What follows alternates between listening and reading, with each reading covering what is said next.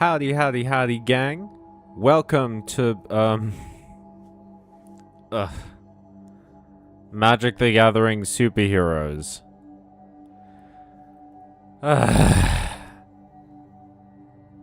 We stay winning, comrades. Yeah, even Magic the Gathering Superheroes can't pull us down today, because we got a fucking union, baby! Hell yeah, dude! It's been a long time coming, and it finally happened. Congratulations to the arena staff. I wish you all well, and I hope the union is nothing but great for everybody. I guess we have to open these fucking Marvel packs, though. Man, you can't escape Marvel in the movies, and you can't escape them in your games. They're consistently everywhere. Moon Girl and Devil Dinosaur? Who the fuck is this? Okay, Iron Man, Master of the Machines. Mole Man is from... So Captain America's shield is like, it's a... So War Machine he's like a guy. And Arnim Zola is, so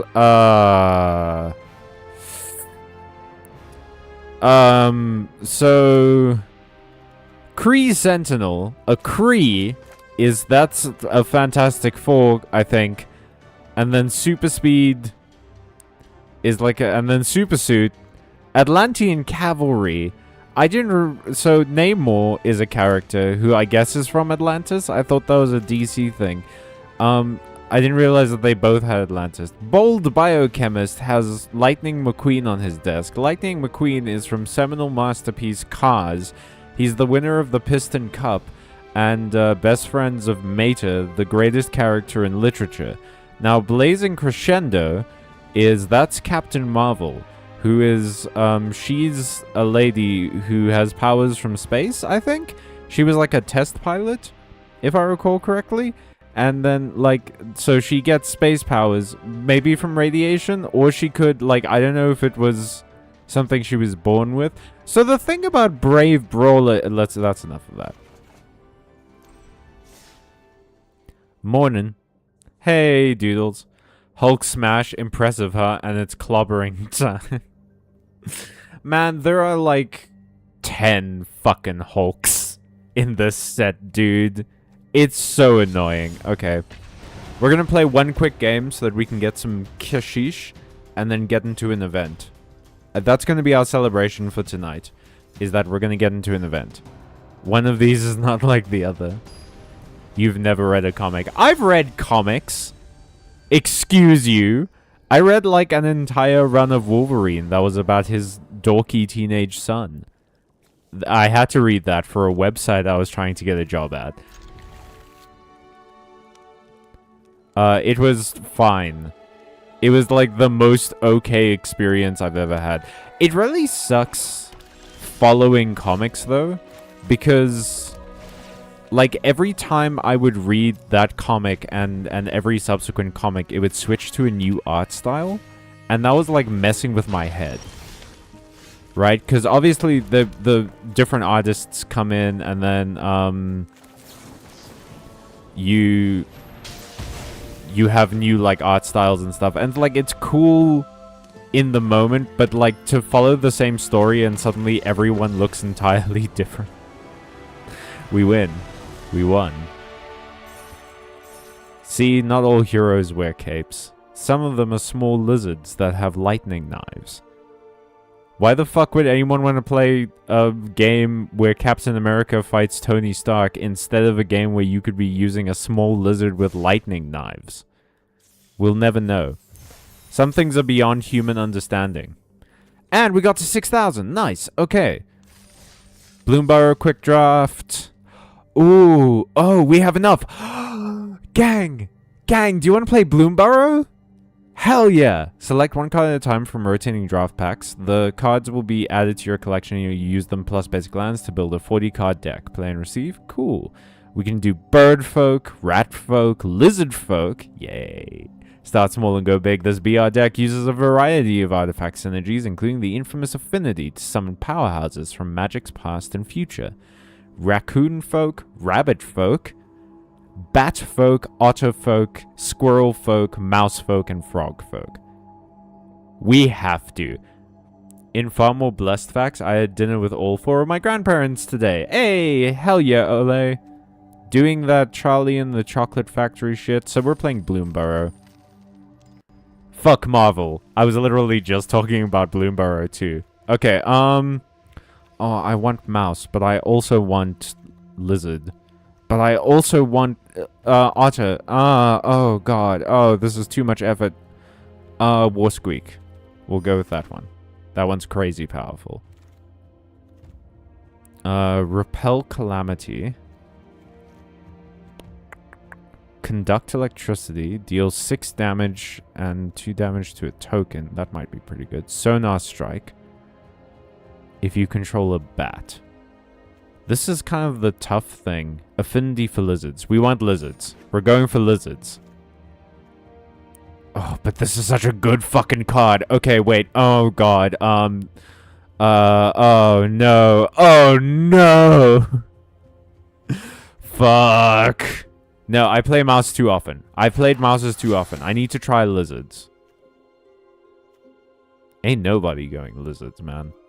I mean, you can kind of pair them, I think, though.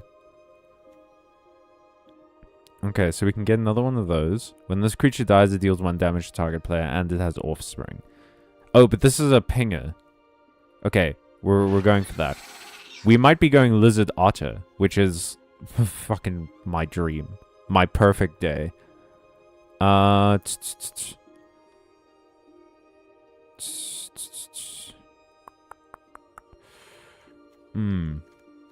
guess we're going with this. But that means I can dip into blue as well. Dazzling Denial. But I would have to control a bird. Lizard Archer. Tempest Angler. Whenever you... Oh, yeah, that has prowess. No, but that's +1/+1 counters. That's way better than prowess. Rat Rogue, no. Bird Scout, no.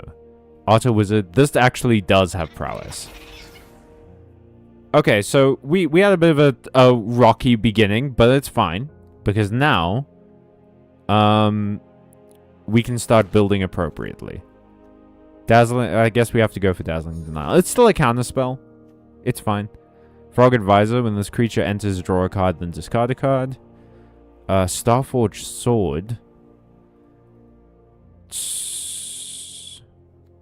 Or we can go with this. No, we're going with that one. Yeah, we'll go with the artifact. Oh, wait, no, this is a Rat Rogue artifact. And then Lizard. No one's picking lizards. Hell yeah, dude. Liquid Rax, welcome to the stream, bud. Okay, Psychic Quarrel. We already have a Tempest Angler. Hidden Grotto might be pretty useful. But no, we're going to go with Conduct Electricity. Because we want to make things lose life. Coruscation Mage? Oh, that's going to be great. A lot of our lizards want things to lose life. At the beginning of your second main phase, if an opponent lost life this turn, exile the top 2 cards of your library, and then you can play them. Is that until the end of the next turn? Until end of turn. Okay, so we have to keep that in mind. Gossip's Talent. You can Surveil.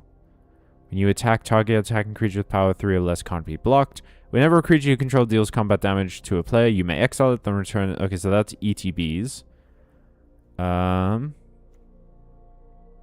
Choose 2 target creatures controlled by different players. Return those creatures to their hands. That's pretty good. Bounce is a lot stronger than people give it credit for. When it enters, whenever you expend 4, we don't really have expend in our deck. If you control a mouse... Well, we can give things trample. This creature enters Surveil 2. Actually, we might want Hidden Grotto. No, let's get Might of the Meek. And then... Shore Up is pretty good. Yeah, let's get Shore Up.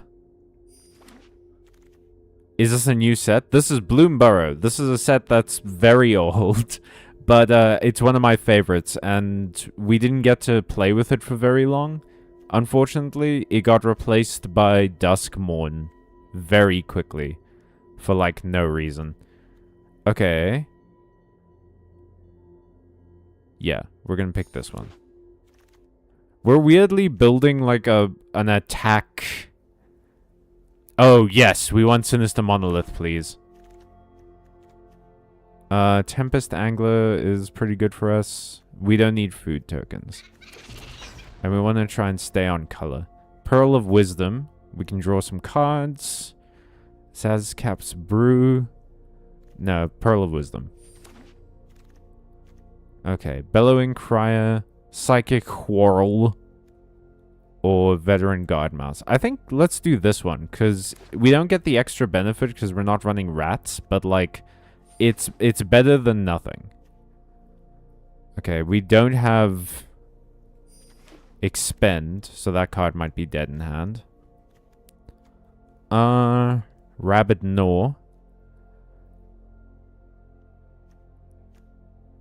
This looks pretty good. Dire Sight. Nocturnal Hunger. Oh, this has Menace, though. And it can pump itself up. Bird Dragon. Whenever Dragon Hawk enters or attacks, exile the top X cards of your library, where X is the number of creatures you control with power 4 or greater. You may play those cards until the end of your next end step. At the beginning of your next end step, Dragon Hawk deals 2 damage to each opponent for each of those cards that are still exiled. This is actually... It might not seem great because we don't have very high power creatures, but if it's going to just keep dealing consistent damage, it's going to trigger a lot of our, like, lizard stuff. Because we are running a shit ton of lizards that want damage dealing. Like, if an opponent lost life this turn, adds Rakdos mana. Okay. What are you? You're a rat rogue. If it targets an attacking target creature... Oh, this puts it back into the graveyard, into the library. That's pretty big. Shore Up is good. Scales of Shale. Oh, Lifelink and Indestructible is crazy. That can save us. Harnesser of Storms. Non-creature or artist spell, you may exile the top card of your library. Yeah, we're gonna go for that one. Rat Berserker, we don't care. I might get Starforged Sword, actually. Yeah, I think this is the... No, let's get another Shore Up. I can't be silly here. I can't just, like, grab shit because it makes my brain delighted. No, we have to be smart about the things that we pick. What's this? Skyskipper Duo. This gives us a food. Sacrifice this artifact. Destroy target non-land permanent. That's kind of removal. It's like really slow removal, but whatever. Edinburgh Crab is very good. And we're running a lot of non-creature spells. We're running a lot of instants and sorceries. So we're going to be able to get the reduction on that for sure.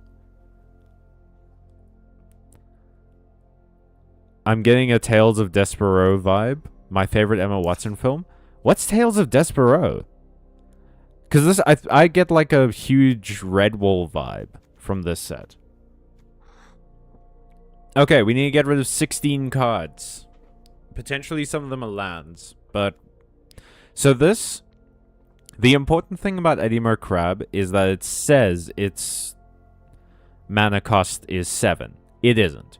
It's going to be reduced by 1 for each instant and sorcery card in our graveyard. And then you get to tap a bunch of creatures. So it's a pretty big deal. Sinister Monolith we have to keep, so we need enough mana in our deck for our curve to allow for full cost cards. Frilled Spark Shooter is just going to be pretty good.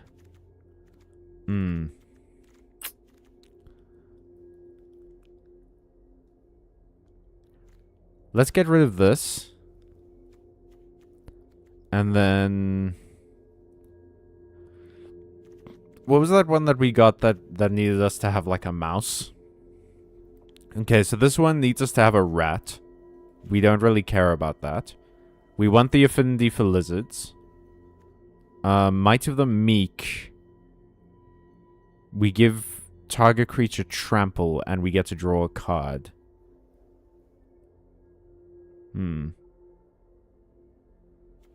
I think we may as well keep that. We want the counter spell. This makes some of our creatures unblockable. Run away together is bounce, and that's like the closest thing to removal that we have.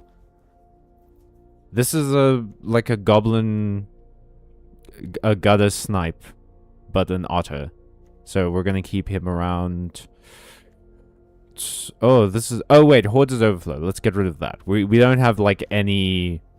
What was the keyword? We don't have any expend cards. So we can't really make use of it. Stormcatch Mentor has... Oh, and this reduces the cost of our instants and sorceries, which is big. Sazakap's Brew lets us draw cards. And we can pump up a creature if we gift a fish. Pearl of Wisdom is going to be big for us. It lets us draw cards. In fact, we can draw cards. We can draw 2 cards for 1 mana if we have Stormcatch Mentor out on the field, which is an insanely powerful effect. Dire Sight. Yeah, fuck. No, wait. Dire Sight lets us draw cards. What am I doing? What am I doing here? What are we even doing here? Let's get this down to 2. That puts us at 50. Huh. What do you do again?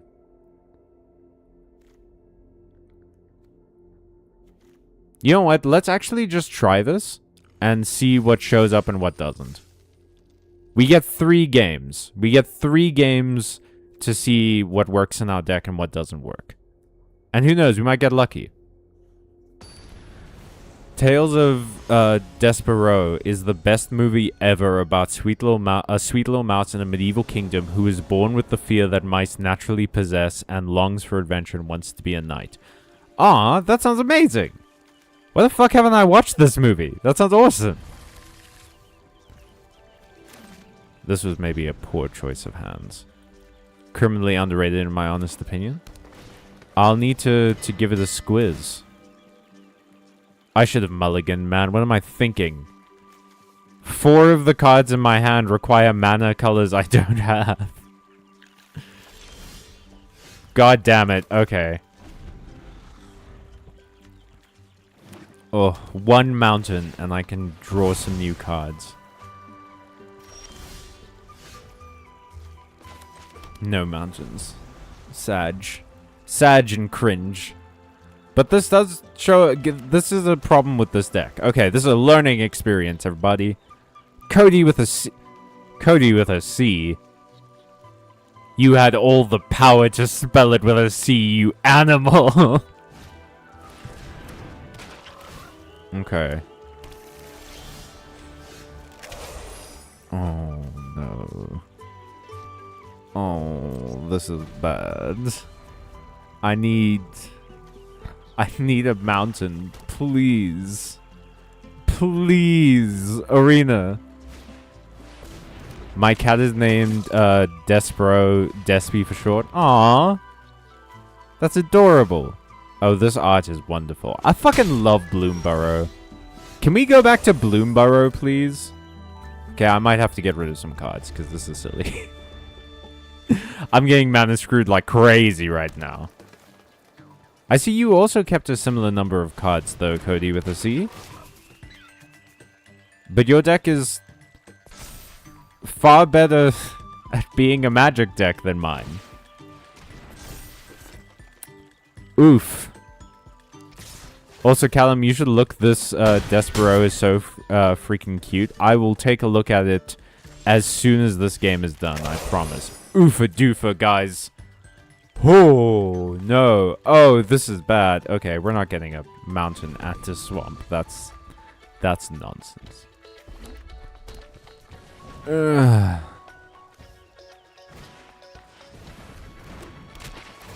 Man, the frogs and the rabbits have me beat, dude.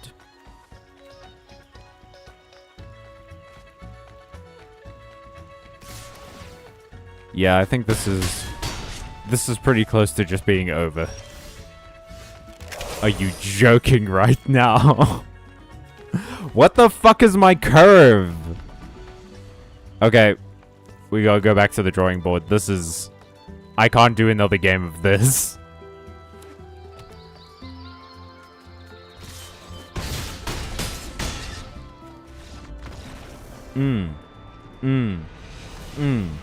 Feels bad. Shambles. That deck was... Ooh, I was trying to drive a train without wheels, tracks, or the will to live. Okay, let's, we gotta fix this Grixis nonsense. First things first. We need less islands. We don't actually have that many blue cards. And we certainly need at least one more mountain, maybe 2 less swamps. Okay, now we just need to get rid of 7. I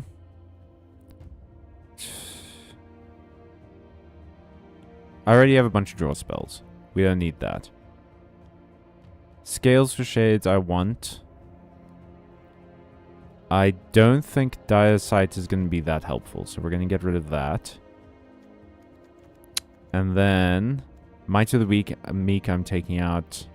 War Squeak I'm taking out. We want to keep Fountain Port Bell in for sure. And then...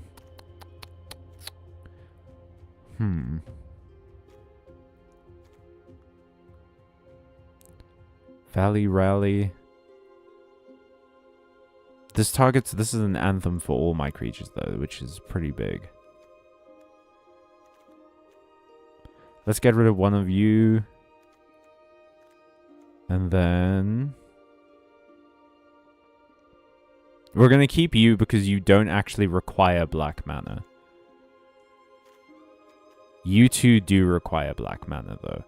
42 ain't too bad. I can maybe get rid of one mountain. We want to keep... yeah, I can get rid of 2 mountains. Okay, let's try it. Suboptimal way to drive a train, TBH, vroom vroom. The classic train noise. Vroom vroom. Alright, let's do this. Oh, by the way, I got a haircut today, y'all. For the first time in months, potentially years, the long hair on the V model is inaccurate. I have short hair now. And if you want to go and see it, I did do a face reveal on the Discord with my slick new haircut. So, plug for the Discord, I guess. And definitely not for my ego. It was all planned. It was pre-planned to get more people onto the Discord. And definitely not because I like that photo of me. Yo, Zaki, what's up? Kenji038. I wish I had a funnier joke for you, Kenji038, but I kind of don't. Okay, yeah, this is good. Finally. Okay, let's do it. Oh. We have options, guys. We are attacking with this, for sure. 100%. At last. Your hair gotta be AI for sure. Shut up, Zaki. Can't be blocked.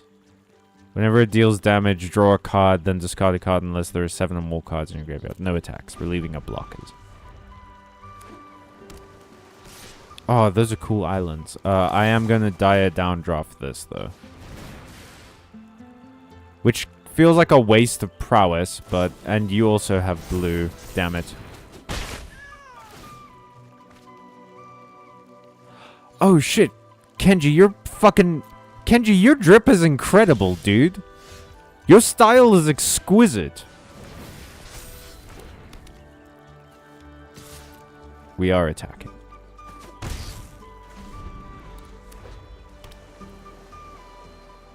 How's the 20 prep going? 20 prep? Oh, for that streamer tournament you're entering. For the Yu-Gi-Oh! How's it going, Zaki? You feeling confident about your deck? Okay,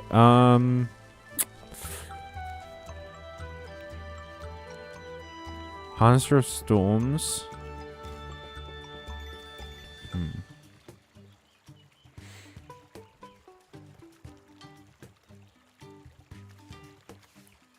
Or Kindle Spark Duo. I'm actually gonna play this. Oh. Done. Because if you swing out next turn... Yeah, if you don't play any creatures, then I can score an easy combat and get 2 free mana.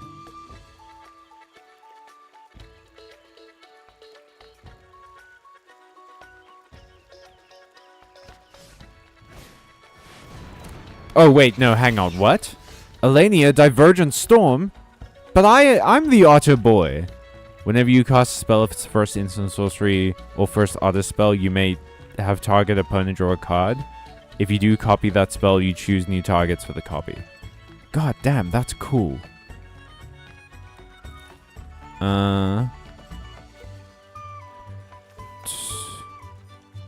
Okay, we have to go Kindle Spark Duo. I will exile the top card in my library. And it was a land! Fuck yeah, dude. No, done. We're playing that. Okay. Now the thing is, next turn, I can just tap this, play the gecko, get the mana, and then play something else. We're finally getting something of a strategy here, boys. And I get to draw cards off of, this otter, who desperately I wish was in my deck. But hey. What's this about skirts? Hang on. Pious, what?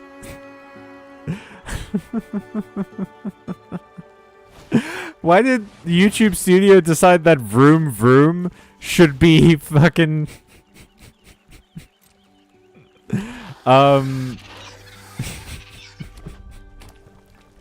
translated to pious. That's so silly. I'm doing this. I'm going to draw some cards, thank you. And I will drop this mountain to draw 2 cards.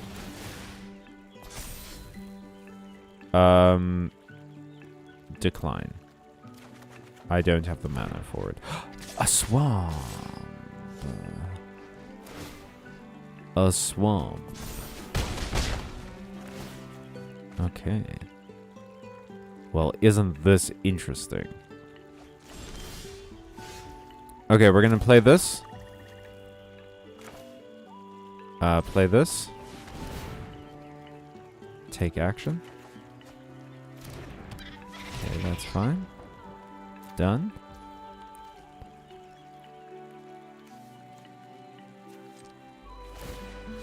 Do this to damage this player. Play the gecko.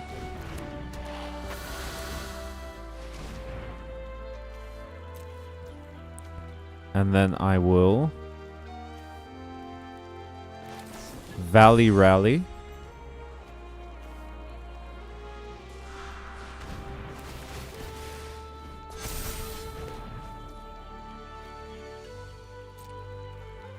And we are going to swing out.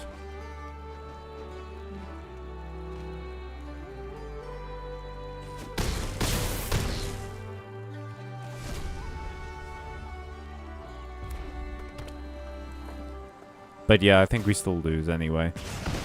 Still, it's starting to come together. I'm not really feeling up for the tourney prepping. I'll just wing it. Lol. Absolutely fair, Zaki. Just have fun with it.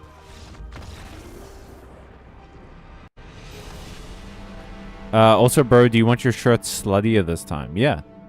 Absolutely. Speaking of short hair, modeling short hair somehow worse. That feel... What? How? What makes it worse than long hair? Can I give input on the skirts or no? It can sense my Christliness. Even in these dire times. In these tired times.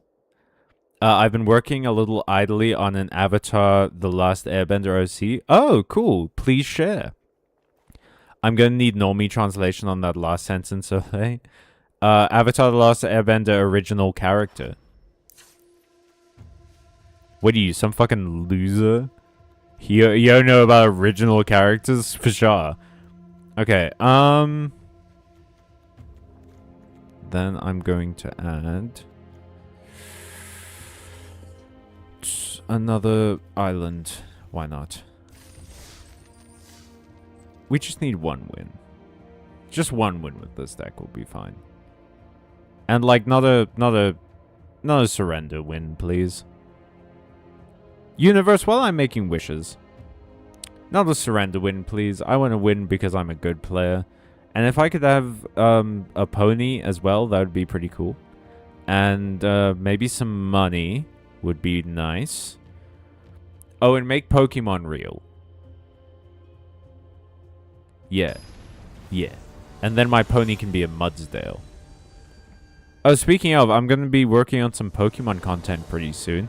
So I hope everyone's not sick of me talking about that series for a little bit. Okay. Well, I've at least got some swamps to play some of these cards. We'll put the island at the bottom. Play this. And then Ravine Raider. At the very least, I can activate its ability and start swinging out for 2 next turn. Oh, no. You just desperately want me to have swamps, don't you? Just desperately want me to have swamps, don't you, Arena? That's fine. We're going up against a forest fucking Izzet deck. Is this another frog rabbit deck? That's crazy. All attack. Okay, I need to draw into a mountain. Your long hair was just 1 unbroken layer. Short hair is like 6 layers. What? That's crazy. 6 layers? Okay, no, I get you. That's a lot. There's a lot of layers. Yeah, we're just gonna keep pinging you for damage, I guess. Ain't nothing else we can do. Especially since you don't seem to be drawing into any creatures, Craig Fontes.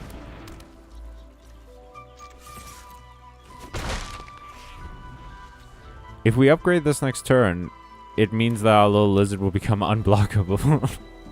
Rendering its menace pointless. Oh. Oh no. Oh no, this is quite a good card. Oh boy. This is quite a good one, actually. Yeah. Oh, but we just drew a mountain. Okay. Okay, this changes things. This does change things, though. Okay, so if I attack... This has menace, you can't block it anyway. So I'm gonna attack. We go into second phase, play the gecko, which will bring down the affinity for this. That'll give us some mana. I'm gonna keep that on top. Then we'll play Harnesser of Storms. And we'll still have mana for Scales of Shades. Scales of Shale. So if we need to save one of our creatures, we can do it. As long as they're a lizard. No, target creature. So we can just save one of our creatures. Sick. Helga... No. Matthew, you cannot help yourself, dude.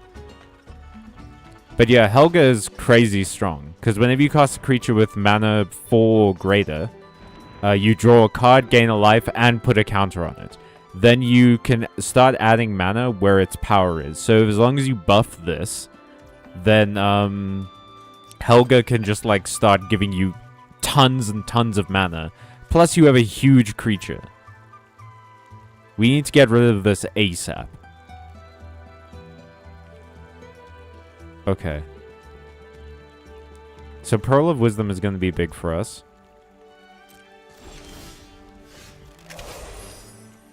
If I do this... No, we need...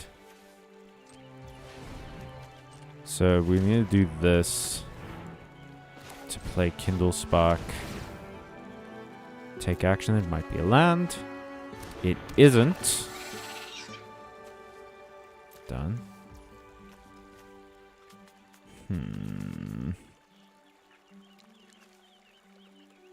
Okay.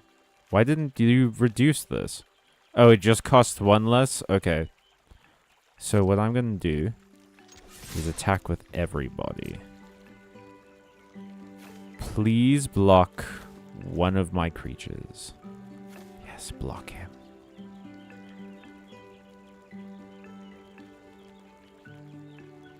Because I can kill this rabbit. If it blocks the gecko, I can kill the rabbit. Or I can save the gecko from Helga. So this will give it +1/+1.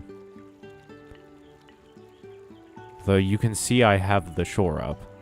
Okay, so we're just doing this, I guess. Yeah, why not?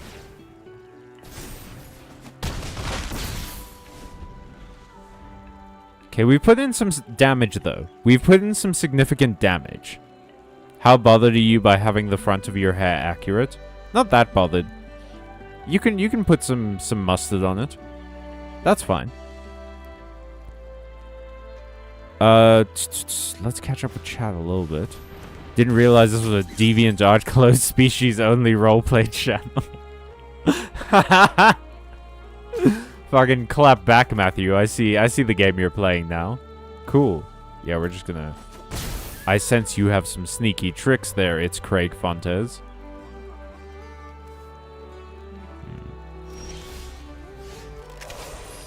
Okay. See, here's the thing. What we're gonna do is upgrade this to level 2, so all of our creatures are unblockable. And then it would be great if I could do this, but I don't have the ability to.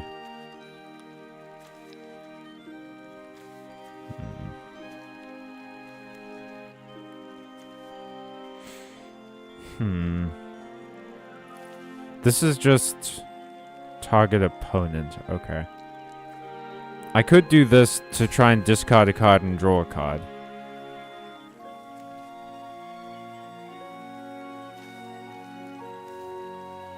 Okay, here's what we're going to do. We're going to attack with everyone except for the gecko and the duo. We'll make you unblockable. And then if they try and block my lizard, I can maybe kill something and get some life, as well as make it indestructible.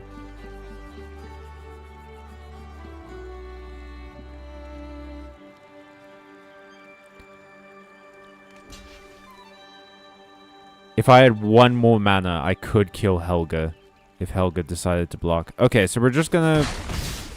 Since they didn't block, we can instead, with our block next turn, maybe we use Scales of Shale. Problem is they're playing blue. They only have 1 blue mana, but that might be enough for and they're avoiding using it, which makes me think that they have that counter spell that we have. Okay, so you're taking that off of Helga, which means that you don't have anything to play with the mana that Helga gives you. So, but you do want the mentor to attack, which is interesting. Flamecatch Gecko is not doing anything for us anyway. So if they counter Scales of Shale, it doesn't really matter.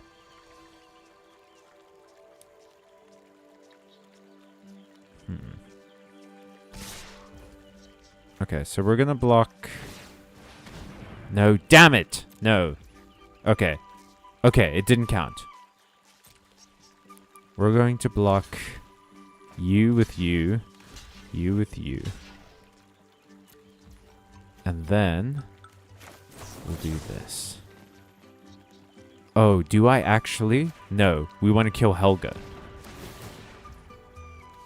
Gonna do this to deal some damage. It'll untap. Decline. And this will kill Helga. Unless you have a way to save Helga. But if you do have a way to save Helga, then you have to waste it on this turn. Plus we gain 3 life.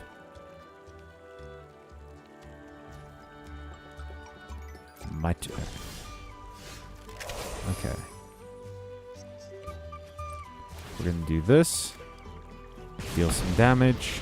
Bring in our other lizard, which is bigger because the creature lost life. Oh, we're keeping that on top for sure.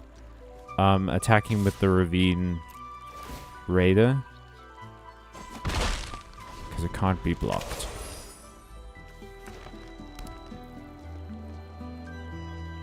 It's crazy how threatening a 4/4 can be. Like, in the grand scheme of the game, 4/4 is not a strong creature at all. But it's crazy how threatening it can be. If you have it up. Plus, this has Menace and Reach. Okay, so we're going to play that. We're going to do this to deal some damage. 3 more turns and I win. Decline. I don't have any mana. Okay. Pay 2 life, sacrifice this artifact, draw 2 cards, activate only as a sorcery. No, we want the burn. Yeah.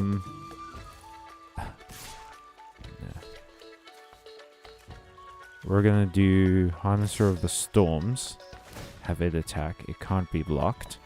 And then we do this and we win. We won a game! Holy shit!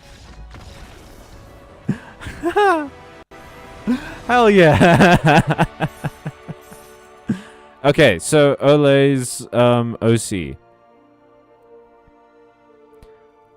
Earth and Sandbender raised in and around the Siwong Desert. One of their parents was a waterbender who was hiding from the Fire Nation in the desert of all places. So my guy borrows a little bit from waterbending to modify his earthbending. He can shift back and forth between sand and rock like waterbenders switch between water and ice. Oh, that's cool. That's a fun idea. If you can bend sand, does that mean you can bend silicon? I don't think silicon exists yet in that world, but probably. It makes you wonder, would they make silicon from sand? Like, would they eventually make silicon in the Avatar world? Would they need to? Okay, wait, never mind. Sand plus fire equals glass bending. Can you imagine?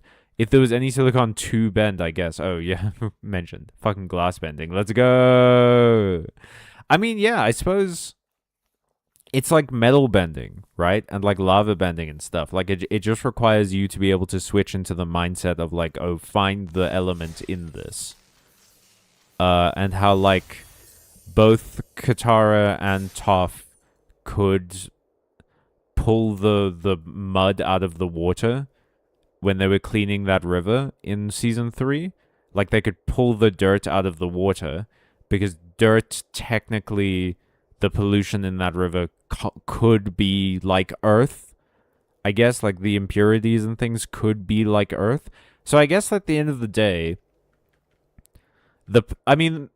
Avatar: The Last Airbender's magic system, for lack of a better word, is a soft magic system to a degree because there's no real rules on how much you can do. Like, there's no like 1-to-1 scale of like, oh, you have this much energy, therefore you can move this much rock. You know what I mean? So there's nothing to say that you couldn't bend glass if you're an earthbender. And there's nothing to say that you... I mean, there is a shocking lack of glass in the first season of the show, at least. But there's definitely glass in, like, Korra. So, yeah, you probably would be able to.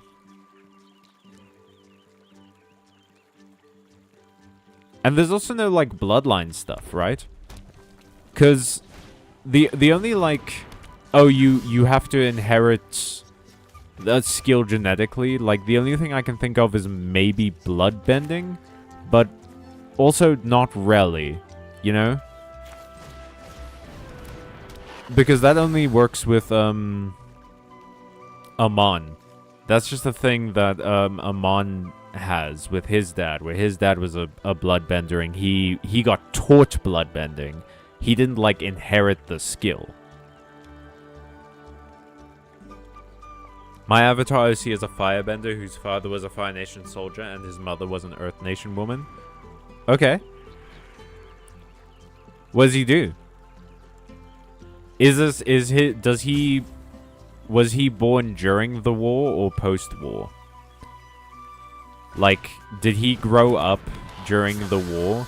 And does the story that would center on him take place during the war or is it post-war? No, I'm just gonna take the 2.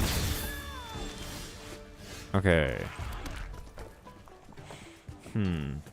I want to use the offspring for this. So we're gonna Pearl of Wisdom.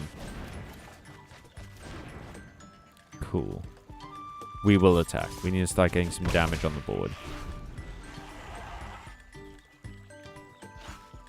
My avatar OC is Jake Sully. Jake Sully. I fucking said it like the one character. Jake Sully. Man, that was a garbage movie series. No law of equivalence exchange? Basically, yeah. So the difference between a hard magic system and a soft magic system in literature is that a hard magic system has rules. You should know, ideally, why something happens whenever it happens. A soft magic system doesn't have rules. I mean, it sort of does. Like, you can have rules, but the rules are not going to be... What's the word here? Expansive, you know? Soft magic systems don't really care about things like... trying to prove that a character could do something. They just sort of go like... The character does the thing. You know, like Lord of the Rings has a soft magic system, where Gandalf just sort of makes magic happen. But at the same time, Gandalf doesn't really cast very many spells in Lord of the Rings. In fact, Emilio likes to bring this up a lot. Like, if you go and read the books, Gandalf basically doesn't do any magic. Because the point of a soft magic system is not to solve problems with magic. The magic is there to, like, enrich the world or something, but it's not necessarily there to, you know, solve an issue. And it's why certain stories, like the Harry Potter series, for instance, why it sucks so bad to read, because it has a soft magic system that it treats like a hard magic system. So a lot of the characters are like, oh, hey, we're gonna fucking solve this issue with magic, and also you're the greatest wizard that ever lived, and you have to sort of sit there and be like, what's your fucking proof for that, actually? Can you show me a metric on why they're the greatest wizard that ever lived? That doesn't make any sense. They're doing exactly the same shit as every other wizard. Gandalf is a cleric, prove me wrong. Wrong, Gandalf is basically an angel. Touché.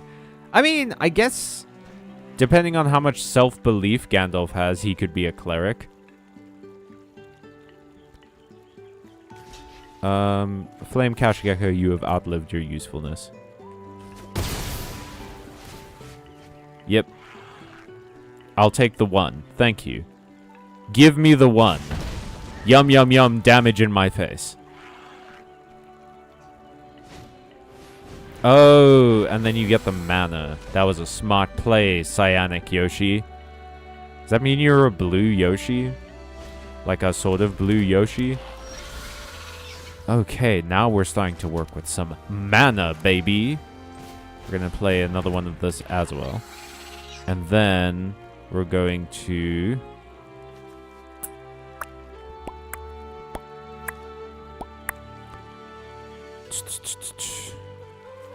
I could Pearl of Wisdom to secure some cards. You're going to start pinging me next turn. That's fine. Yeah, let's do this. We need to start getting some more mana in our hand and more options. Oh, and we just drew an Eddie Merc Crab. Okay. Next turn's going to go off, King. If I give you lifelink. Oh, shit. If I give one of you two lifelink, then every hit that you score is going to start healing me. That's big. Oh, it's all coming together. Slowly but surely. Slowly but sure leave. Famous G.I. Joe character, Shore Leave. It's all coming together. Might of the Meek. Fuck. Fuck, actually. Fuck and shit.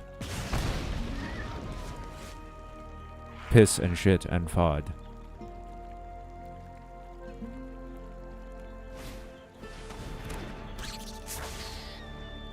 Okay. I don't know. What do you do? Whenever this creature attacks, each opponent loses X life and you gain X life, where X is the number of other squirrels, bats, lizards, and rats you control. This is cool. I like this guy. That's fun. Yeah, we're blocking you. You don't have any mana, so you can't pump it up. And I'm not taking 2 additional damage. How much damage can I put on the board right now? Well, I can bounce this to the hand. I'd have to bounce something of mine, though. Okay, if I... That leaves me with 1 mana. How much... I can't use this, because I don't have any...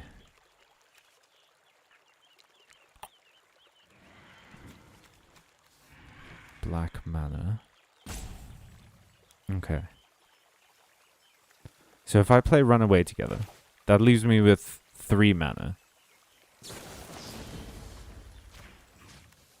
gonna bounce you.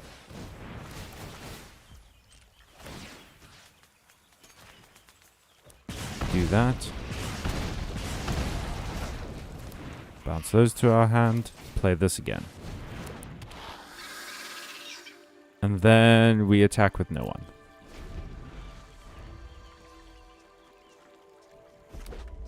If I draw a swamp next turn, I can Scales of Shale my Coruscation Mage. And then start getting some life. I can Eddie Merc. What is this? Fuck. Okay. Shit. Well, a Death Touch feels silly for that. That feels like kind of nonsense. Why would you do that? I'm gonna take 3 damage anyway.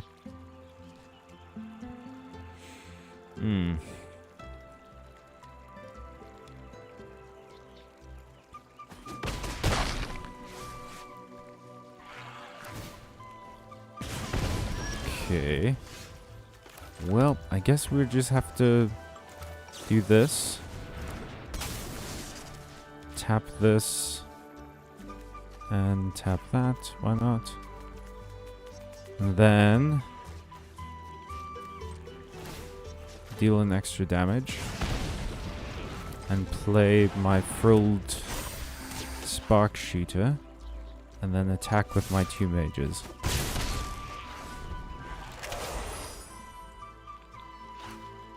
I think I kind of lose anyway. Good game. The infamous Cruel Claw is like one of the best cards in this set.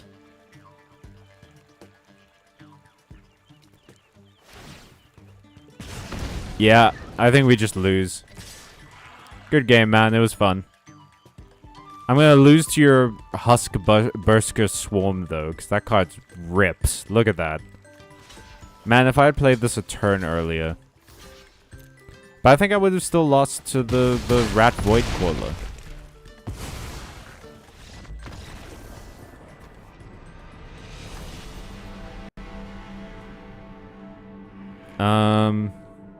Did you buy a cannon? What? Okay, so YouTube Studio translated Zutara to did you buy? Honestly, his story is just Zutara, but to the left, with my other avatars, OC, a Northern Water Tribe healer. Oh. Does Witch Hat Attilia have the best hard magic system in anime, or no? I don't actually know Witch Hat Attilia's magic system. During the war, forbidden love. Ooh, we do love forbidden love. It was not. I really wanted it to be, but it didn't happen. I maintain that Katara and Aang are wrong for each other. I don't think Aang had another option. He did. He had the There was the girl from that village with the fortune teller. She was into Aang. And Zuko / Maya's emo goth relationship will not last due to the inherent difference in their attitudes. I don't know if Zutara was the ideal pairing. I disagree. I think Zuko and Maya were ideal for each other. And I think you are coping super hard. Ooh, Bloomburrow packs. Let's check. Fuck off. Maya and Tylea are also a good pair. Meh. It's a that's a basic one, and you know it. Camellia, the Seed Miser. I actually really like this card. I think I have it in my Shadowfang deck. And Feed the Cycle. God, Bloomburrow has the most beautiful art and the most explosive energy. Its move's too bad. Its drip too good. They're gonna fucking kill you, bro. Look at that rabbit token. Everyone shut up for a second and look at this rabbit token. Interrupting a rabbit folk's dinner is a most grievous offense. If you must do so, bring gifts for the little ones, or bring a shield. I love this set. I want the rest of Magic the Gathering to be set in this plane. I don't give a shit about Marvel. Please, just give me more of this. Look at this. Look at this Peter Rabbit ass, like, mom who's ready to throw hands. And her kids have, like, swords and shit, man. They're ready to throw hands, too. Sokka, ex Suki forever, though. Yeah. Sokka and Suki are delightful. But I would be fine with Sokka and Zuko. If we must pair Zuko with someone, let it be with Sokka. And then you get to, like, here, and it's like, I don't give a shit about any of you. I don't give a shit about the Hulk. Why is he in this card game? Is that a Morningstar Kane? Was that a Morningstar Kane? On what card? But anyway, Bloomburrow is absolutely delightful. The best. Sunshine Lesbian and Goth Lesbian are peak. Your taste is basic and also trash, Doodles. Oh, I like it when contrasts happen. I'm being mean, sorry. I love Bloomburrow. Bloomburrow is the best, dude. It's the absolute best. And now that we've played some Bloomburrow, gang, do y'all want to play some Yu-Gi-Oh? I think actually, you know what? Yeah, let's play some Yu-Gi-Oh after this. I'm going to take a quick break. I've had a very long day. And then when we get back, we're going to go play some of the... I think it's the World Championships right now? The WCS? Let's just get Yu-Gi-Oh on screen so long, so that you guys can at least listen to the opening music for that game. Yu-Gi-Oh has good music, I have to say. The show and the Master Duel. But yeah, let's get this on screen. Boop boop.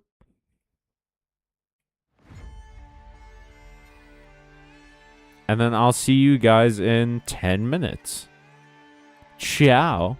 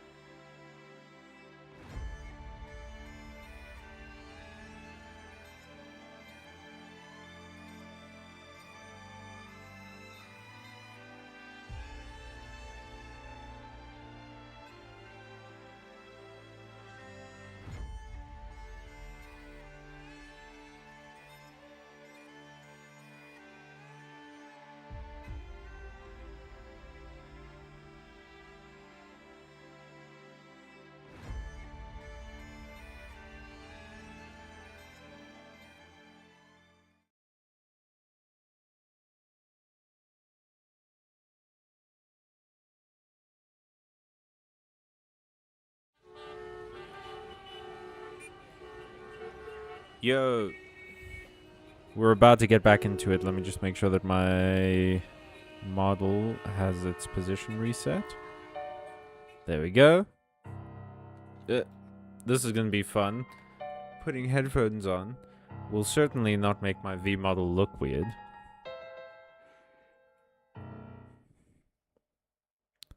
Let's go! How's everyone feeling? Also, are we gonna do a different deck tonight, or are we sticking with Melfi's? I wonder if WCS is still happening, actually. Well, if it's not, we'll just do ranked. It's fine. Oh, dual trial. Nice. 300 cheeky gems. Triple tactics talent. Are we doing that again? That always felt really random to me. Well, let's check it out. Day 2. We have to predict 3 cards. Everyone test your Yu-Gi-Oh knowledge. Okay, first card. You know what, chat? Chat, I'm gonna let you predict the cards for this triple tactics talent. Everyone give me 3 card names in Yu-Gi-Oh! And I'll put them in. We'll see if you guys get it right. And while we're doing that, I'll catch up with the chat. Lol, I just deleted my message. Why? What was your message about?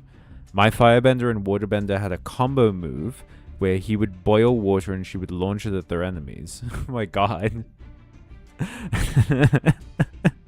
My Firebender and my Waterbender have a combo move where they have a healthy marriage.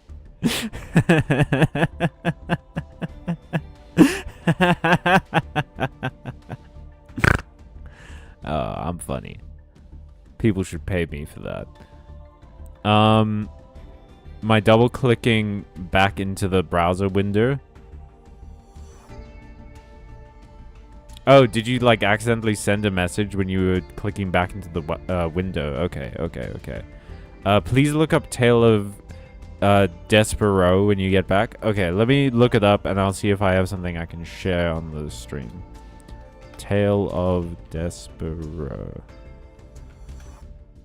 Let's look up images. Oh my god. What is this fucking early 2000s PlayStation game? What is the art style of this movie? Goodness. The proportions in this are insane. Okay, hang on. Are you gonna be a JPEG? Great. Let's get this on. Let's get this on stream. This shit is crazy.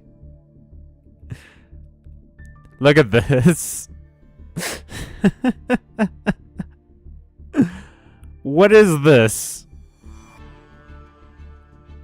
I mean, it looks good. It looks like a cutscene, though, for a game where you're supposed to, like, find all of the hidden items. But yeah, I mean, it like people have told me that this is a very good movie. But like, what is? This woman has a 1,000-yard stare. I can only imagine that Earring Rat has told her some, like, truly horrific secrets of the universe, and the small mouse over there is just like, ah! Super Poly, Dominus Impulse, Blackluster Soldier. I love the art style. It is... I think it could grow on me, but it's like... It's giving... old video game that doesn't have complete mechanics.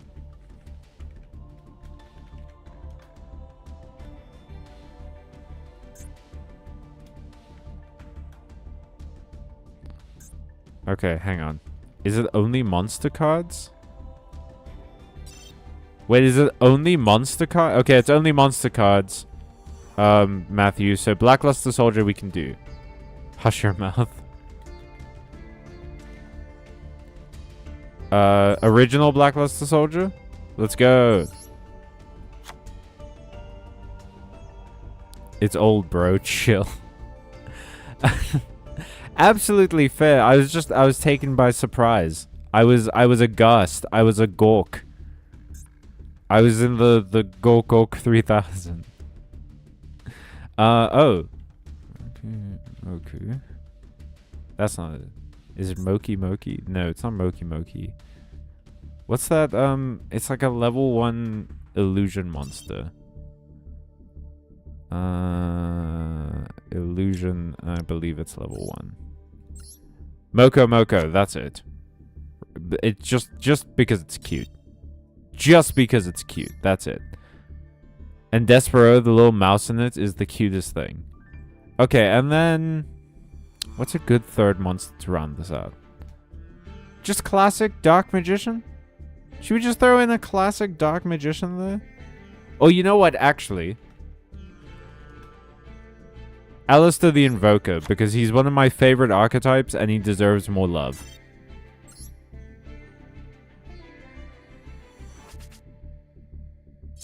Come on. We don't get an answer immediately? What the fuck? Yu-Gi-Oh! What the fuck? Skull Invitation 3. In this event, in which duels are played with 3 copies of the continuous trap Skull Invitation placed on each player's field. What does Skull Invitation do again? Skull Invitation. What do you do? Each time a card is sent to the graveyard, inflict 300 damage to its owner for each card sent. Okay, so we want mill strategies. You were certainly a something. OMG, is that Yu-Gi-Oh? Yeah. We're playing the Skull Invitation stuff, so... I don't know. Do we just... I don't want to play Burn again. What's a good mill strategy? Put cards in graveyard. Let's see what that brings up. Nothing, huh? Graveyard is probably going to give us too many results. Yeah, no, this is too many. That's too many cards. It's too many cards. Oh my god. Oh my god, that's so many fucking cards. Goodness. There's some really weird cards that are good in this. Like what? I can't really think of anything that, like, I know of off the top of my head. You gotta play Hanawata.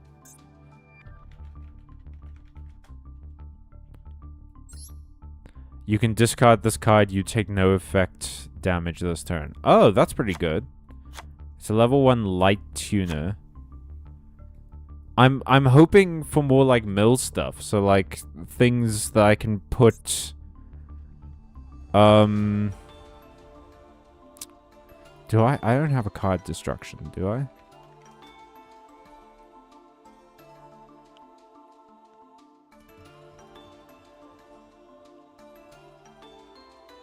No, I don't think I do. Is it hand destruction? This is... Each player sends 2 cards from their hand to the graveyard, then draws 2 cards. I mean, that's equal damage to each of us, I guess. Except if I have a Hanawata, then I don't take any damage. Lava Golem? Ooh, Lava Golem would be good. I have at least one of those. Well, let's just look up damage, I guess. I guess we are kind of playing Burn, aren't we?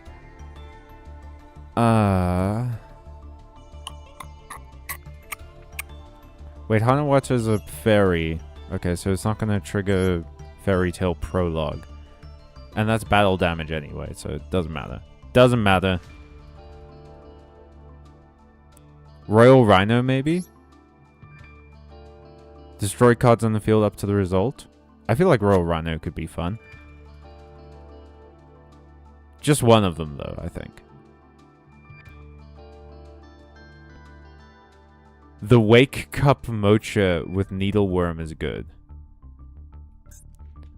Wake Cup. Wake up Earl. Wake up Kuro. Wake up Mocha. What the fuck is this art? Who designed this? Once during your turn, during your end phase, you can change this card to face down defense position. So it's a flip deck. You can only use each of the following. Target one face down defense position monster on the field. Special summon this card from your hand, and if you do, change that monster to attack position.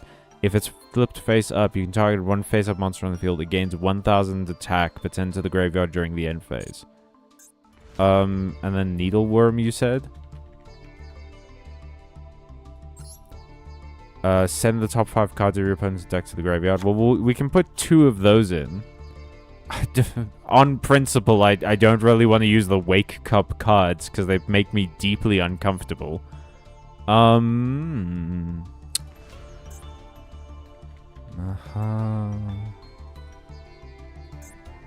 What's the name of that card?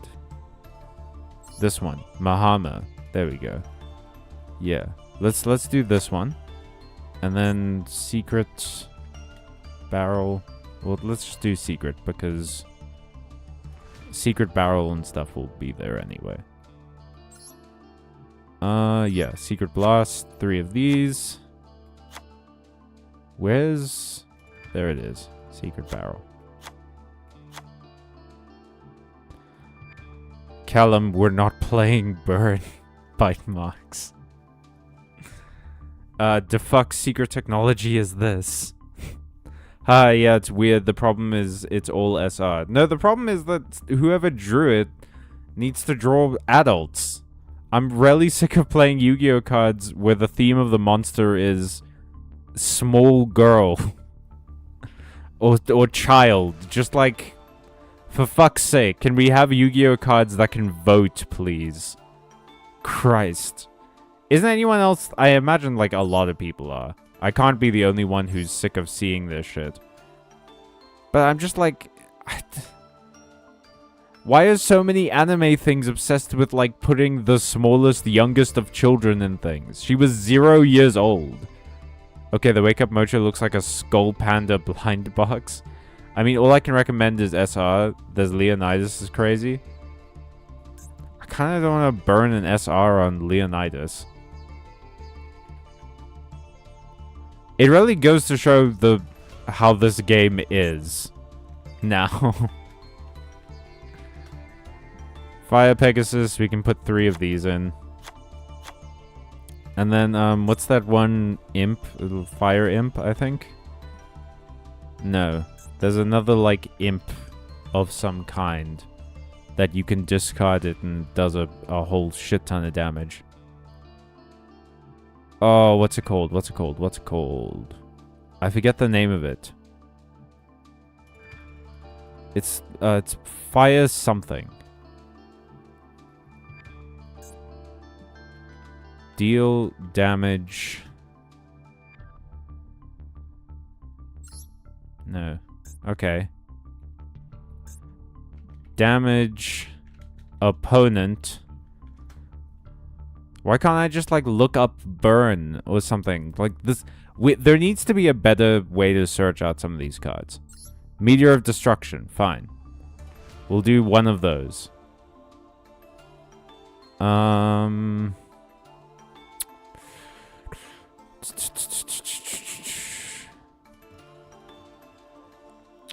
Because I know what card I'm looking for, but I don't remember its name or level or anything.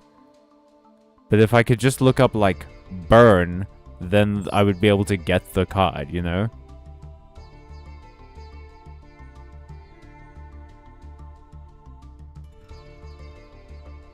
Guys, I need to do a Witcher 3 playthrough, I think.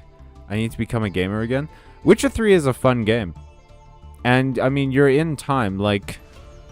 It's still a ways off from the next Witcher game coming out. The one with Ciri. But this is a good opportunity to, like, remind yourself of the lore. So yeah, I think it's a pretty decent time to get into The Witcher. Okay. Oh wait, Marshmallow.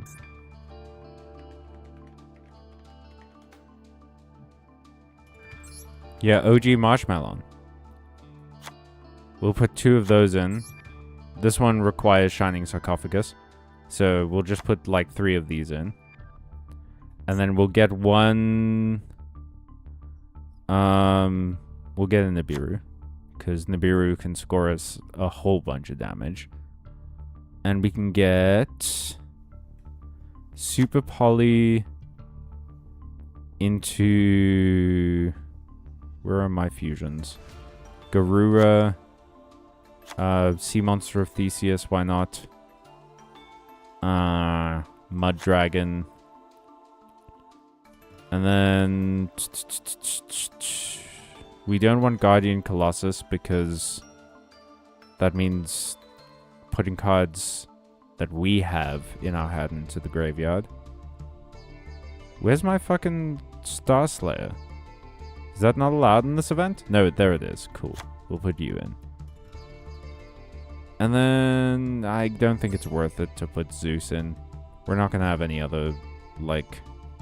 I mean, we have a bunch of, like, level 1 stuff, so I could put in, like, Sylvan Princess Sprite. And then if we somehow manage to do damage with it, we can turn it into Zeus, and then Zeus can score us a whole bunch of damage. No, Zeus will put the Skull Invitations into the graveyard, too.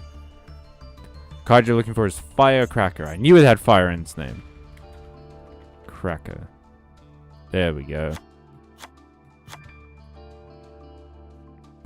I thought Mocha was cute, but sure, sure, I'd hang it off my handbag. I don't know, man. I'm just like... It just sucks that, like, so many of the Yu-Gi-Oh! Archetypes' entire artistic style is, you know, like, anime girl. And or child. And I'm not saying that's all of it, because obviously you've got, like, a whole bunch of things that are, you know, monsters and dragons and whatever the fuck this thing is and stuff. And, like, that's cool. Like, it still exists in the game, and that's fine. It's just, like... I don't know, did she need to be 12 years old? And that's a more of an issue with anime than it is with Yu-Gi-Oh! Necessarily. Because that's the very anime style. Is, I know, let's make every single character just, like, unable to vote legally. None of them can be above the drinking age. Okay, I guess we can just sort of start putting in stuff like Ash Blossoms. A couple of Ash Blossoms. Why not? A Droll and Lockbird for luck. We have 8 cards left that we can use. I'm definitely putting a Ghost Bell in, because someone's gonna try... Some mad lad's gonna try and do fucking graveyard strats. Then... Oh, Dark Holes, yes. And Raigeki. Harpy's Feather Duster in case it's looking bad for us. Dimensional Barrier, because we don't really give a shit about something from the extra deck. Evenly matched, maybe? No, that banishes. That's pointless. Just Desserts. Ooh, Just Desserts is good. YouTube is deleting my messages because it has Cracker in it.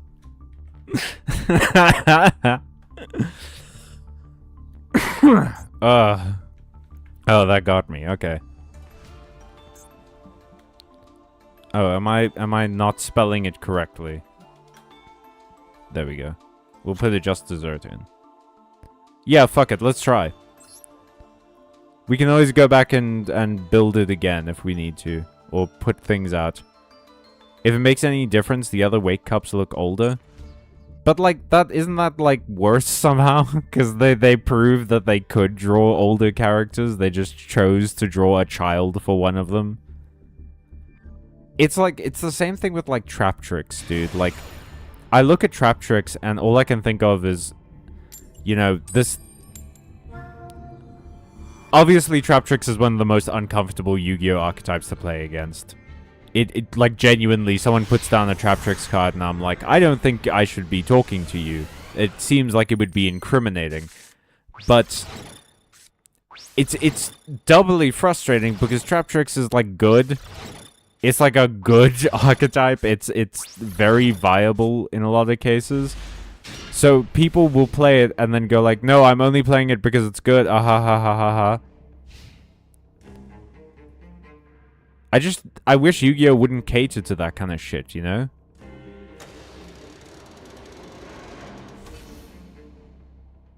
Okay, so... I'm sorry, wait, what? You're playing a fusion summon deck? You're playing Fallen of Elbaz? Like, legit? Like, you're just playing branded? Bro, you're gonna be sending so many cards to the graveyard. You're gonna take so much damage every turn. This is what, 900 on each board? So that's 1,800. No, it's even more. My bad. It's 2,000... It's, Oh my god. No, I was right. I was right. It's 1,800 per card to the graveyard. What are you doing, Day? There are some people that would say the same thing about you for just playing Yu-Gi-Oh! TBH. Everyone has different levels of tolerance for that type of stuff. Yeah, I get you. But at the same time, look at Trap Tricks as an archetype just in a vacuum. In general, it's kind of gross to look at. I don't think it's... Oh, okay. You're gonna Leonidas now. You took a shit ton of damage. Well, I can Dark Hole next turn. I think that just kills. I think maybe that just kills you. But yeah, no, this isn't about, like, childishness or whatever.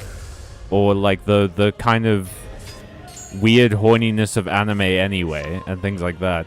Like, there is a level of, like, yeah, anime needs to stop at a certain point.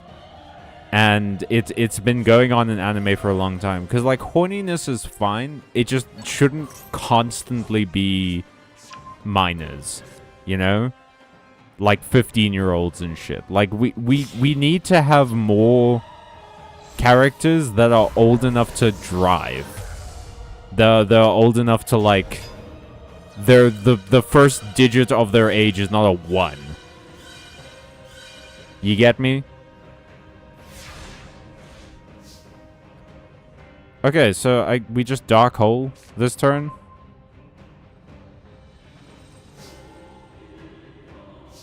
Trap Trick seems horny. Doesn't it just? Like, and horny for who? Is the issue I have with Trap Tricks the most. Is like, it's horny, but in like, you look at it and it's like, no, I don't like who you're trying to appeal to with this deck. Okay, I got some source for the deck. Book of Taiyo with Needleworm is great, and Curry Photon is kind of like Hanawata. Also, Magic Planter is just Pot of Greed in this. Okay, well, we'll look it up. And then we can just sort of pick things to take out. Book of Taiyo. Oh, so this just flips things up. Okay, we'll put 2 in. And I'll take out... Dark Hole and Hand Destruction.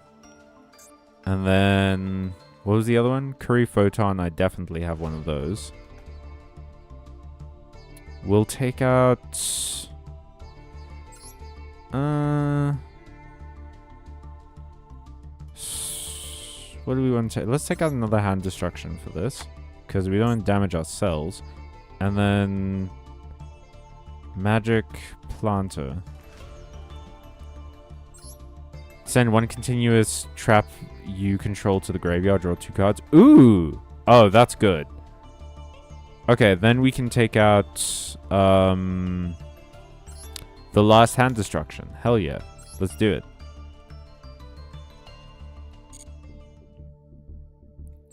Let's go! Trap Tricks on a body pillow should be illegal. Literally any Trap Tricks. Literally any Trap Tricks on a body pillow is like what you would see in the fucking opening shot of To Catch a Predator. No one in Trap Tricks is above, like, single-digit age. It can't be. And then, like... But it's drawn in such a way where it's like, but they're not real. They're just, like, plants, you know? And it's just like a Venus flytrap. Like, they're just trying to lure you in. And they're trying to lure you in by, like, being cute girls in distress. Like, what are you thinking? Maybe you're the one who needs to check their perversion and stuff. Like, it's literally drawn in a way that it would fit into the narrative of the people who argue like that. And it grosses me the fuck out.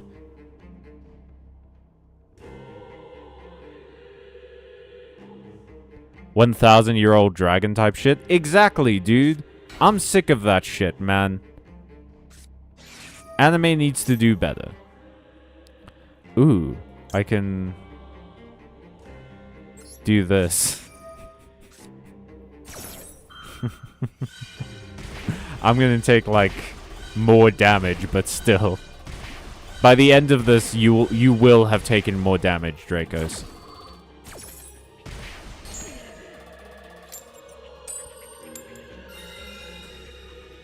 Okay, you draw 2 extra cards, and then you take 1,800. You're almost at half your life points already, which super matters in this game, and always has. No. Cup of Ace always heads. Yeah, Cup of Ace is skewed. What are you gonna do now, buddy? What are you gonna do now, fella?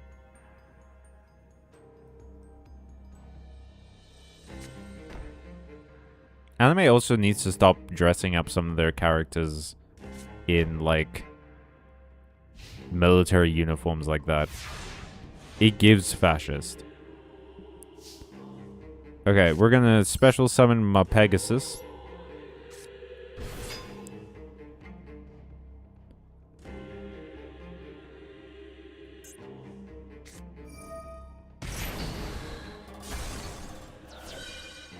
Well, that was rude. However,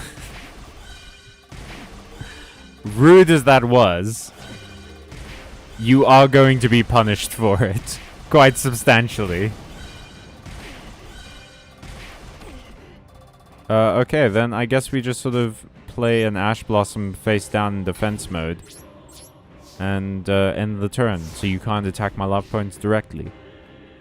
It's literally part of greed if you never lose the flip. I refuse to cook for the next week.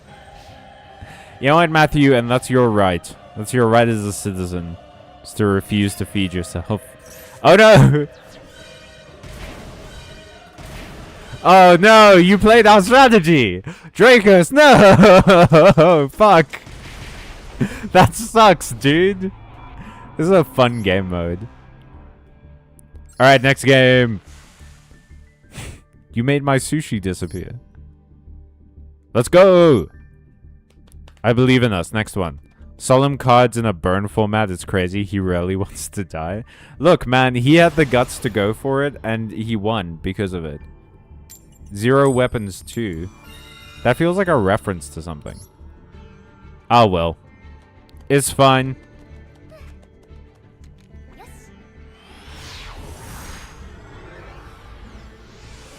On another note, I have purchased 12 mince mates of varying flavors. What is a mince mate? I've never heard of mince mate in my whole life. Okay, so here's my thinking. We put Secret Barrel on the field, and then Super Poly on the field. And then maybe we put a Royal Rhino on the field. And we just sort of let that happen. And we can have Dark Hole in our hand in case we need it. Worst comes to worst, this is nothing, and it just like gets the attack bonus. But it also could just inflict a shit ton of damage. Mince meats, brother. Oh, mince meats. I thought it was like a brand. I thought it was like, oh, you know, mince mate. You use it to whatchamacallit, you use it to like, it's pre-cooked food. But no, mincemeats makes more sense. I didn't realize that they... How many flavors of mincemeat do they have? I should have activated Secret Barrel first. Okay, I'm gonna take a shit ton of damage for this, but... You also are going to take a shit ton of damage for this. I think I might come out on top damage-wise. All will be equal. No, it looks like we're going to be equal.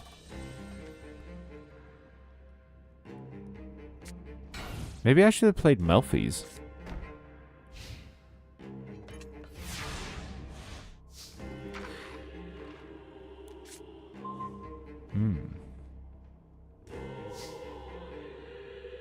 Okay, so we're just going to do that again.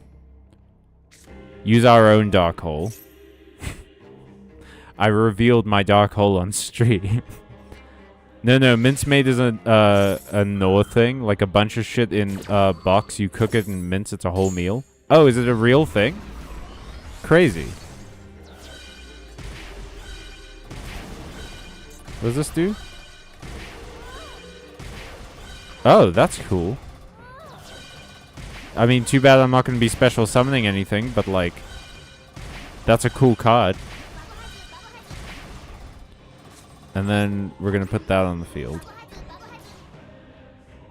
And yeah.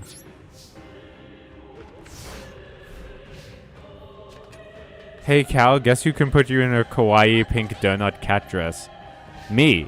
And anyone who donates to the stream. No, mincemeat is... Oh, no. Okay, so that was Matthew saying that. 500. Just a straight 500 damage, and then I tank 1,800 is crazy.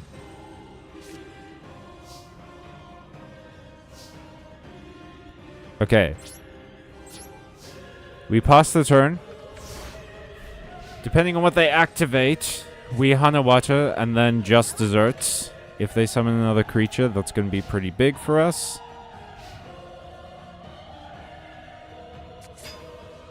What is this?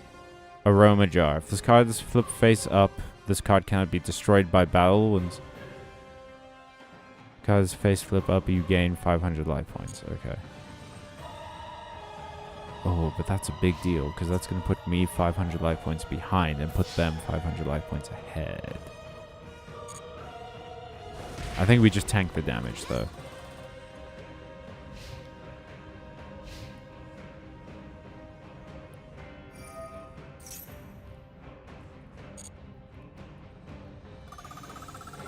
Yeah.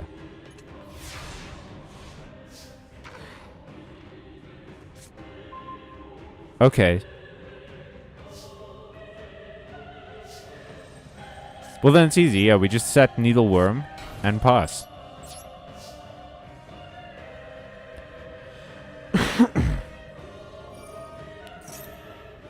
Okay, gaining 500 life points a turn isn't great, but like, joke's on you, I'm broke.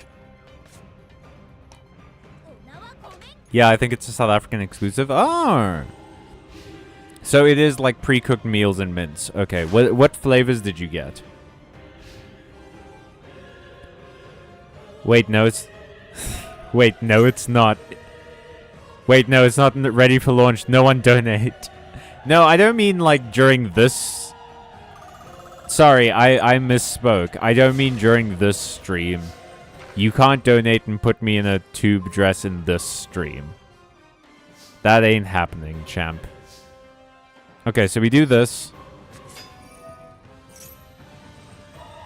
See what they play. This might be enough to just kill them. There we go. But we did have backups in Hanawater, Firecracker, and Just Desserts. I think we kind of cooked with this deck, guys. It doesn't win all the time, but 30% of the time, it works every time.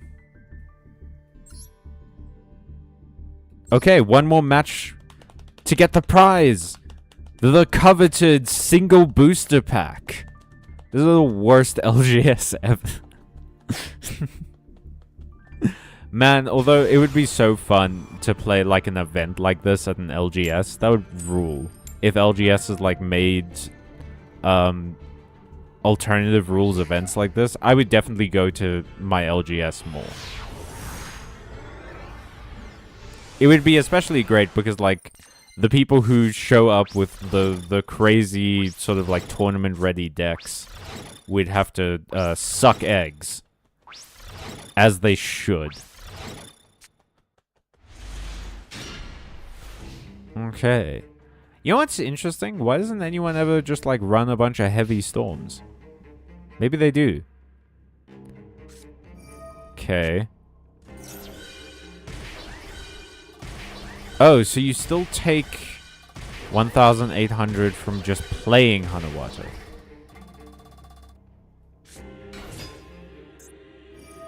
Oh. You did this so that you can set up Centurion. Okay. Well, I mean... Okay, but this has to be sent by an opponent's card. Oh well. Luckily, a lot of Centurions are the same attribute and the same type, so I can fuse a lot of your, like, strongest creatures. So we'll be fine. Because Heavy Storm is limited? Oh. That makes sense.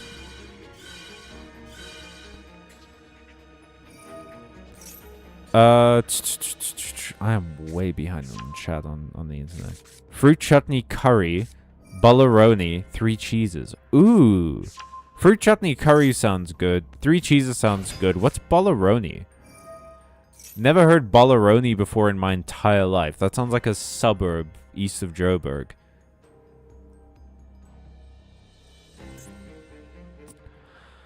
Okay, so... Do you have Cool Tune? I guess we're just gonna have to see what the priority targets are. The unfortunate thing is that not all of them are the same attribute, and mostly like Garuda and Mud Dragon care about attributes. Same type and attribute, but different names. Same attribute, but different types. So yeah, they have to be the same attribute. So, okay, we've got 2 light monsters. And, 1 dark monster. Hopefully, the end board of Lego set here ends up having 2 monsters that we can super poly. Why are you destroying my Skull Invitations? Shouldn't you be destroying yours? Because your deck actually uses the spell and trap zones. That's silly. Bolognese plus macaroni, I think. But macaroni isn't the flavor. Yeah, I'd eat that. I mean, look, that's fair. But macaroni isn't the flavor. The flavor of macaroni and cheese is largely the cheese. That's why you put cheese on macaroni. Macaroni is just a noodle. And I don't know if you know this, noodles don't have a very distinct flavor most of the time, especially in prepackaged food. Like, I'm not going to sit here and say that noodles never have flavor, because I'm sure there's some, like, way of cooking noodles where the noodles themselves have the flavor or whatever, or someone's going to get on my ass and be like, oh no, noodles have a great flavor, what are you talking about, blah. But no, noodles don't have the flavor. The flavor is the cheese. I'd eat almost anything, TBH. You know what, Zaki? Fully agree with that sentiment. There's actually, thinking about it now, I used to be a very picky eater when I was younger. Especially when I was like a little kid, I was a very picky eater. But nowadays, I think that there's not much I won't eat. You know? Like, there's stuff I prefer to eat over other stuff, obviously. But there's not a lot of stuff that I just, like, outright will refuse to eat. And mostly, it's not due to taste. It's a texture thing with me. So, like, I don't want to eat, like, gem squash. Gem squash is maybe the worst offender of all of it. Because gem squash tastes bad, and it also has a terrible texture. Like, a garbage texture. Gem Squash is like eating water that wants to fight you. The flavor of Gem Squash is the feeling of an unwanted foot rub. Ugh. Congratulations, Lego set, on taking what was a cool and interesting challenge and turning it into a regular game of Yu-Gi-Oh! Where you just do what you normally do. What fun. What merriment. The stuff in the package is bolognese and macaroni, so I think it's just a play on words. What kind of deck is this guy playing? What the fuck? He's playing Centurion and Cool Tune. It's just like a synchro good stuff thing with like some Azamina in it. Who cares? That's slop. He's playing slop. He just put a bunch of like good engines in one deck. You see, that's what the, like, okay, I was about to say that Yu-Gi-Oh! Needs to go back to, like, full archetypes rather than archetypes that are literally just engines, like Fiendsmith and stuff. But actually, you know what? Thinking about that, I don't think that that's a good idea. Because having small archetypes that are basically just engines allows you to run other archetypes that would otherwise not be viable in the current meta if you couldn't slot, like, Fiendsmith into it really well.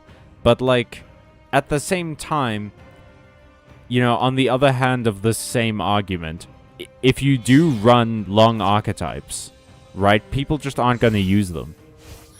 People are just going to stick to... And that's really the biggest issue, I think, with, like, a lot of this will fix Yu-Gi-Oh! Ideas, is that it probably won't, just very simply because there are other cards that already do this shit. There are other cards that are already doing, like, the engine things. And as long as Konami doesn't, like, ban every single card before a certain point, people are just going to use the cards that are doing the shit that's currently happening. Like, that is currently the problem. So it's not a flavor, it's an ingredient. What, with macaroni or with Gem Squash? Or what was that in reference to? I see the point of your deck, Lego set, is just to get rid of all of the skull invitations. The one thing that made this whole duel trial interesting. So that you could play the most boring deck I've ever fucking seen in my life. Vertical archetype decks equals... What does that mean? Explain that position to me, Matthew. Vertical archetype decks are boring. What was... I disagree. What does it mean?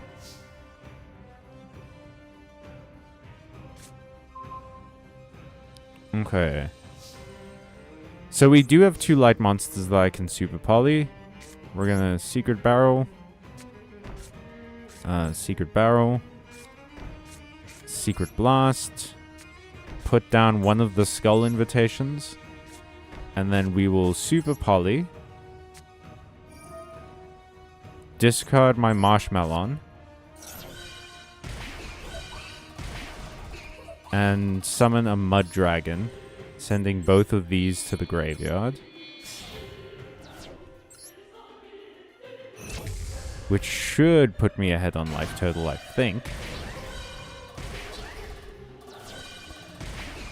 No. Just under.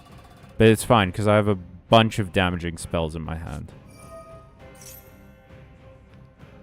Nah, it's fine. The macaroni is an ingredient. It's a boring deck building experience. Why though? Look, I am not saying, first of all, I'm not saying that we should go back to like people only ever running one archetype. I'm just, I was actually literally making the point against that. I'm just saying that it's annoying to have to go up against decks like this, and this is just a symptom of really the issue. It's annoying to have to go up against decks like this that are just like 5 different archetypes all crammed into one deck. You know, because they're just good archetypes. And being a good archetype in Yu-Gi-Oh! Is such a general classification that you can be put with literally almost any other good archetype and still function. That's boring, man. If all of the good cards in your game do the same shit, that's boring. Because, like, what's the difference in playing them then? You're just trading cards for cards with different names. Like, all of the Omni-Negates. I hate that Omni-Negates have become, like, the primary, oh, this is a good card in this game. Because it means that any card that has an Omni-Negate just gets put into the boss monster category and becomes an auto-include in so many decks. It ruins the individuality of this game. It makes this game so fucking samey. And, like, deck building is already kind of boring in Yu-Gi-Oh, dude. Like, specifically because of the whole boss monster good card thing. Like, if you're not playing a very specific strategy, like fucking Runic or whatever, then you're probably going to be using a lot of the same boss monsters as a lot of other strategies, because they're just good cards. And I get it, like, it's a card game. There's always going to be good cards. There's always going to be, like, top of the meta cards. But at the same time, it doesn't have to be that way. There are so many fun archetypes in this game that have boss monsters that are powerful, but they're powerful for a different reason. It's just, I'm so sick of powerful in this game always meaning the same thing.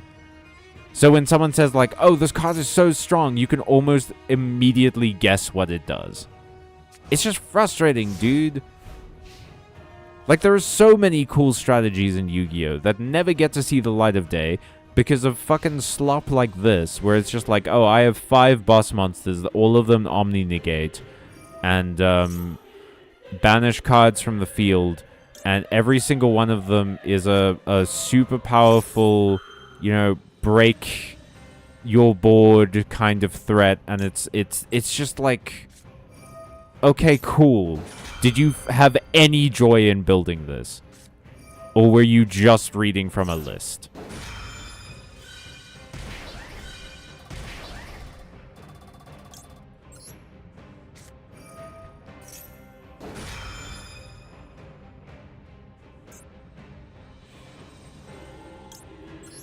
I might die from this anyway.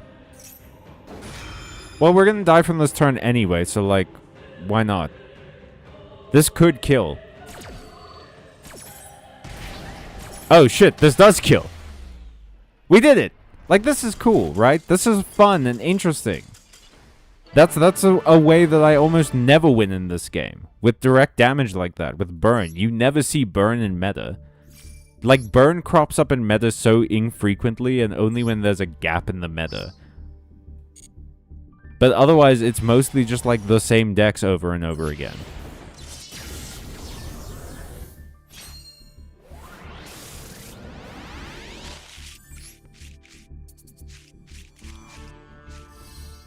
Royal Archfiend. Oh, wow. I super don't care. I haven't thought about the Archfiend archetype since Yu-Gi-Oh! GX came out. I didn't know that archetype was still going. I thought that went the way of the Battery Men. Man, I miss Battery Men. Back with... Man... Actually, you know what? That's a good way to end the stream. I'm gonna put Battery Men on screen just so that everyone can witness them, because they're wonderful. They're wonderful and they deserved better. Battery Man. Look at these guys. Look at how fun and cute they are. They're superheroes made out of batteries, and they have names related to the kind of battery that they are. It's like a D cell. And a double A. You got like a charger. And one of them was a solar battery. Yeah, Battery Man Solar. It's just fun. That's fun. That's fun and cute and whimsical. I love it. Fuel Cell. Man, this archetype deserved better. If an archetype deserves to come back, it's Battery Man. Specifically because I liked it. I love Runic. I love Runic too, but like Runic, the problem is most rogue decks in this game end up being the most interesting decks, but the fact that they're interesting is what makes them a rogue deck. Because they do something different. And that's the unfortunate part. Like, this game can fall into stages of uniformity. And I will admit, back when I last played Yu-Gi-Oh!, where the meta was being shaken up by, like, K9 and stuff like that, was one of the least uniform eras of the game, and it was very fun. But, like, every time I played during that, I thought to myself, it's gonna be a matter of time before the next big thing happens that like, everyone starts playing the new card. And then we're gonna have to deal with that for a while. And then everyone's gonna complain that everyone's playing this card too much. And then we're gonna deal with that for a while. And then everyone's gonna try and not play the card for a while. And then the next one's gonna... It's just like, once you start seeing the pattern, it gets so hard to get away from it. And that was an issue I had with, like, Arena for a while as well, with, like, werewolf decks and things. It's just... It doesn't happen as much in other card games. I feel like I don't run into...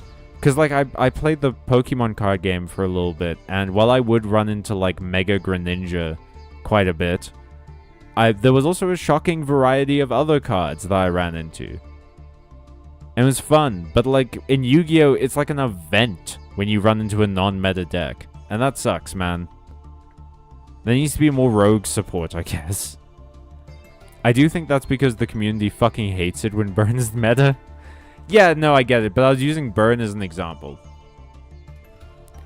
Battery Man Solar is used in Thunder Dragon. I wanted to make that deck once, and Battery Man Solar being UR was very annoying. It is annoying. That sucks. I hate it. I hate URs. I hate SRs. This is why we just play Hearthstone Battlegrounds instead. Yeah, the best way to fix a game that you like is to never play it. Don't complain, just play a different game and let that game get slowly ruined. Is Hearthstone Battlegrounds like a chess game? Is it like auto chess? Alright. I'm gonna head back to the front menu. The front of the store. Welcome to the front of the store, everybody. May I take your order? And say, thank you so much for watching the stream. I had a lot of fun. It's been a blast. I can't believe we got a union, y'all. I can't believe how many of you have Avatar The Last Airbender original characters. And I can't believe that we have a union. It's awesome. There was so much union busting shit that happened at Hasbro and Wizards. And the union lived through it, and it's strong, and it's real, and it's here, baby. Let's hope that the companies just start treating their employees a bit better. Let's hope that other gaming companies see this happen and start treating their employees better to avoid it happening. And let's hope that everyone here has a great weekend. It ain't getting fixed. The hype cycle will always be a thing. Good night, gamers. Good night, everyone. No, Matthew, don't fall for that.